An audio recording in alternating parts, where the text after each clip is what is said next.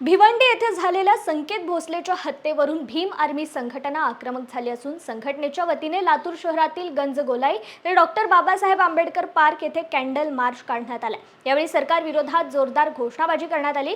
संकेत भोसलेच्या मारेकऱ्यांना जोपर्यंत कठोर शिक्षा मिळत नाही तोपर्यंत भीम आर्मी गप्प बसणार नाही अशी भूमिका भीम आर्मी संघटनेचे राज्य संघटक अक्षय धावारे यांनी मांडली आहे। भिवंडीमधील दलित विद्यार्थी जो 16 वर्षाचा विद्यार्थी आहे, ते क्षुल्लक कारणावरून त्याला येथील शिवसेना शिंदे गटाचे विभाग प्रमुख म्हणून धोत्रे आहेत, त्याने त्याला 18 जणांना घेऊन त्या बिचारा लेकराला भर रस्त्यामध्ये व्हिडिओ करून त्याची हत्या केलेली आहे। त्या हत्येच्या निषेधात त्याला न्याय मिळावा, आरोपीला फाशी शिक्षा द्यावी, त्या कुटुंबाला संरक्षण मिळावं आणि कुटुंबाला आर्थिक मदत मिळावी यासाठी लातूरमध्ये कॅन्डल मार्च करण्यात आलेला आहे। नाव काय तुमचं? नाव अक्षय धावारे, भीम आर्मी लातूर।